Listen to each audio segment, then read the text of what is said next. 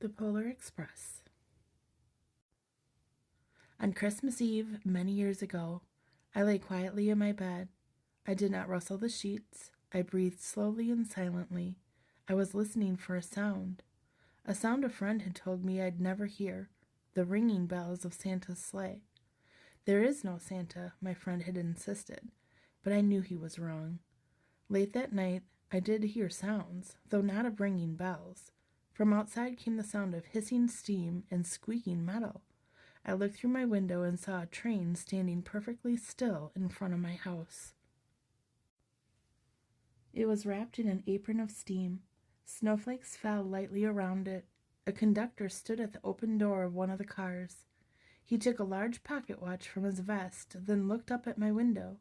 I put on my slippers and robe. I tiptoed down the stairs and out the door. "All aboard," the conductor cried out. I ran up to him. "Well," he said, "are you coming?" "Where?" I asked. "Why, to the North Pole, of course," was his answer. "This is the Polar Express." I took his outstretched hand, and he pulled me aboard. The train was filled with other children, all in their pajamas and nightgowns. We sang Christmas carols and ate candies with nougat centers as white as snow. We drank hot cocoa as thick and rich as melted chocolate bars.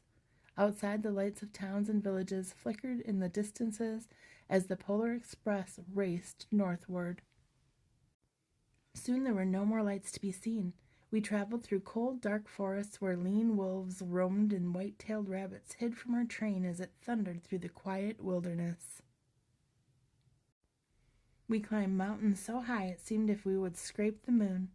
But the Polar Express never slowed down. Faster and faster we ran along, rolling over peaks and through valleys like a car on a roller coaster.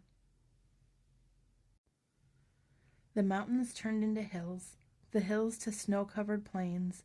We crossed a barren desert of ice, the great polar ice cap.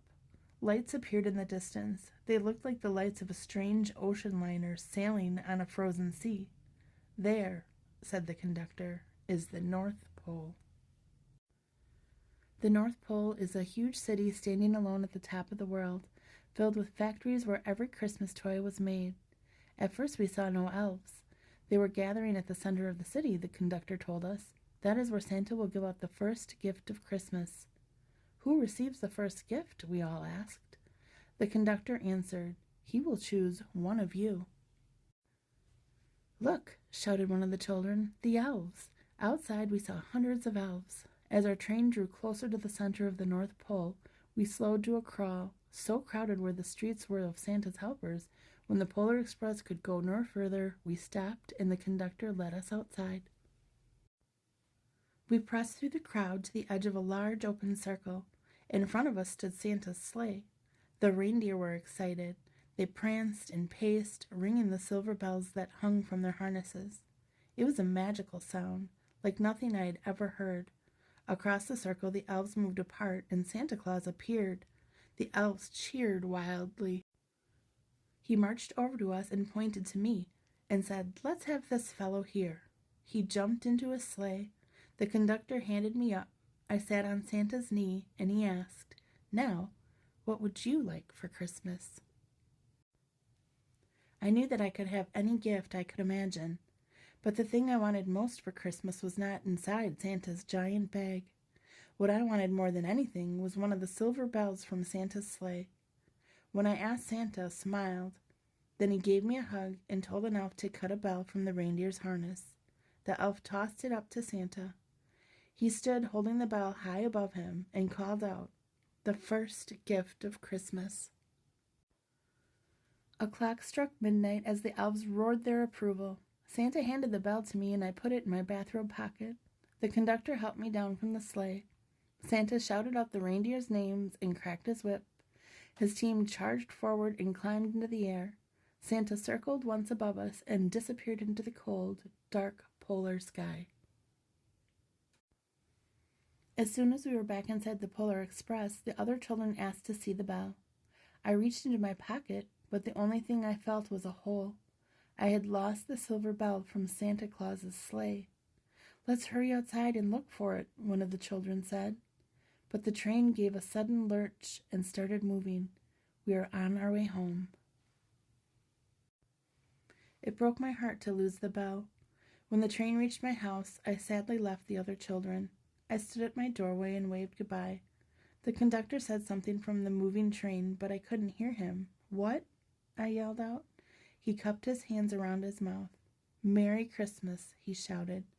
The Polar Express let out a loud blast from its whistle and sped away. On Christmas morning, my little sister and I opened our presents. When it looked as if everything had been unwrapped, Sarah found one small box behind the tree. It had my name on it. Inside was the silver bell. There was a note. "Found this on the seat of my sleigh.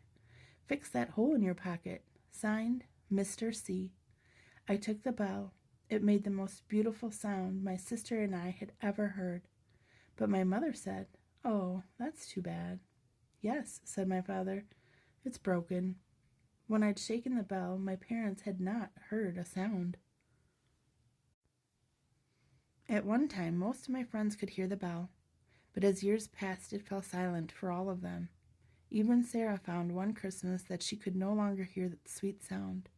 Though I've grown old, the bell still rings for me, as it does for all who truly believe.